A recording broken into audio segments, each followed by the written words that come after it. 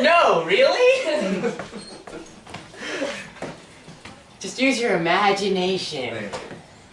Okay, so my name's Charlie. I am a junior at Lansdowne High School, and today I figured I'd tell you guys some funny stories about my school. Just some stories about my school. Not going to tell any jokes about legs, okay? I can't stand jokes about legs.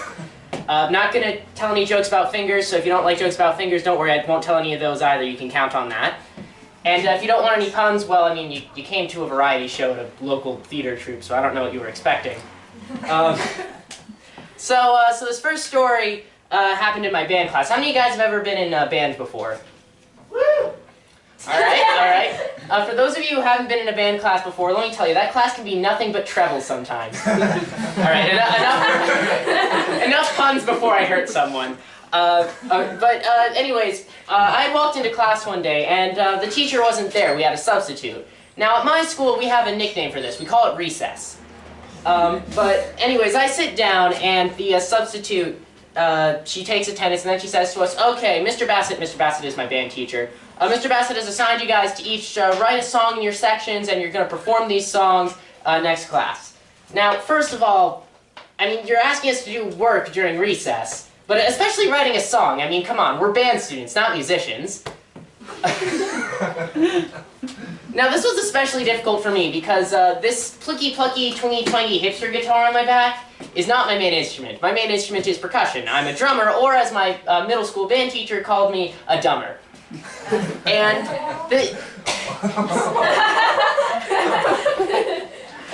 And the thing about drummers writing music, there's this old joke that I heard, a drummer, what's the last thing a drummer says before he gets kicked out of the band? Hey guys, let's try one of my songs.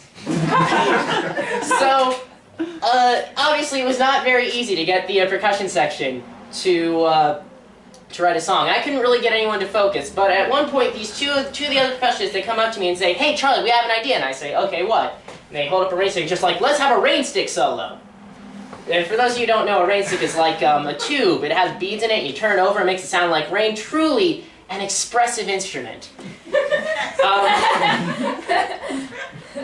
And of course I tell them, no, we're not going to do that. But they come up to me a few minutes later and they're just like, Charlie, look at how good our rain stick solo is. And this just goes on for the rest of the class. Every few minutes, or probably more than that, they come up to me and they're just like, Charlie, rain stick solo, and I'm like, go away! It's sort of like that one Saturday Night Live routine with the cowbell, except the person had a rain stick, and instead of the producer saying more cowbell, he's saying, put that down or get out of the studio! Anyways, we didn't get anything done that day. Now, the next day, I saw my band teacher. I didn't have band class today, I only have it every other day. And I'm talking to my band teacher, I'm saying, hey, I tried to get everyone to focus, but I couldn't get them to do anything. And he's like, it's fine, I'll give you an extra day to work on it. So the following day, I come into class, and of course, they come up to me again with the rain stick. They're just like, Charlie, we've been practicing! Shh. And at that point, I just take all the rain sticks and hide them, which is not something I ever expected I would have to do in my life. But then my band teacher, Mr. Bassett, he sees this and he says, don't worry, Charlie, I can handle this. He calls up all the percussionists, he says, all right, percussion, in your song, you must have at least one rain stick solo. Then he looks at me with just this smug look on his face. And I look at him like, you freaking traitor.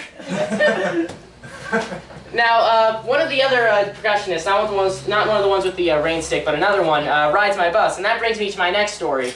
A few weeks ago, you may have remembered there was that fire down in Fells Point. Well, that happened around the time I was being dismissed from school. So I walk out from school, and there's all this smoke in the distance, and there's fire engines going by, and I have no idea what's going on.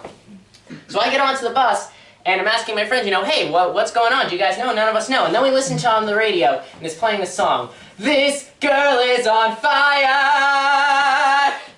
And I'm just like, oh, so that's what's burning. This may come as a shock to you guys as I am a teenager, but I actually don't usually sleep on the bus in the afternoon. I sleep more on the bus in the morning, and then when I get to school, I usually then sleep in first period, which is not a good thing. But every other day, my first period class is multimedia and televideo, and my teacher there, I'll give you an idea of how my teacher's like. I think like a month or and a half ago, it was this holiday called Purim. It's a Jewish holiday, and I brought in these things called Hamantaschen, which are like these triangle-shaped cookies with like a sweet filling in them, usually like fruit or traditionally poppy seeds. So I bring those in, and because Mr. Nick, my multimedia teacher, sees that I have one that had poppy seeds in it, he writes on the board, "Please enjoy Charlie's laxative heroin cookies."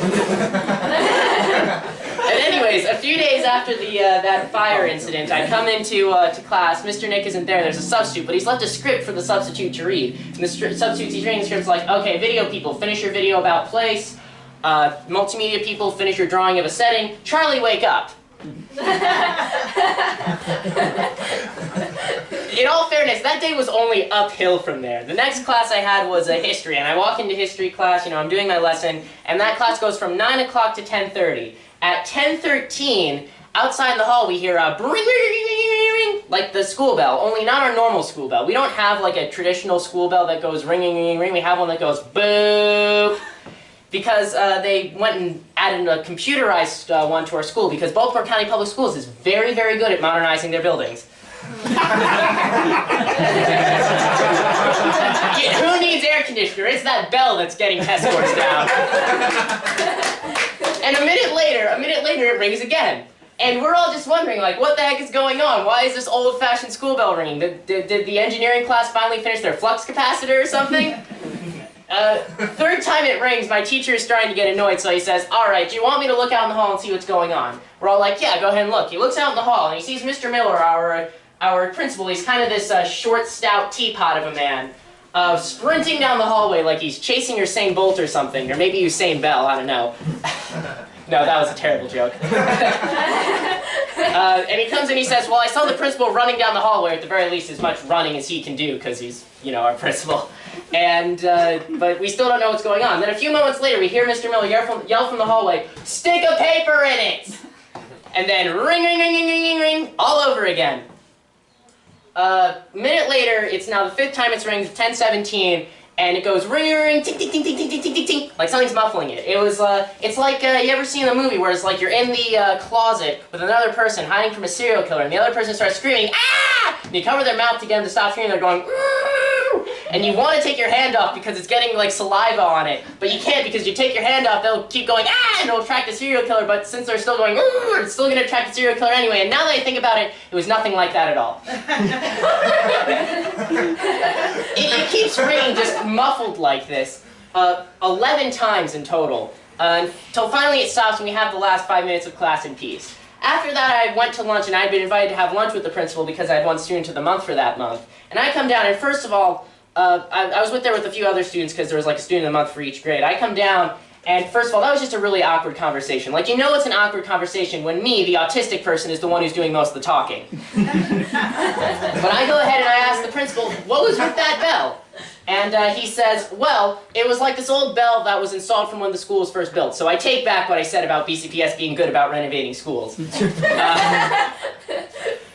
But apparently, sticking a paper in actually wasn't what muffled it. It was our principal leaning on it with all of his weight. You can imagine just a teapot muffling a bell. I feel like I've heard that bell before, actually. I think it may have rang like one other time that I've been at Lansdowne. I don't know. The sound definitely rang a bell.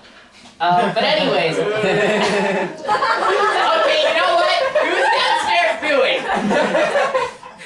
Come on up here if you're gonna boo. But anyways. Don't tempt them.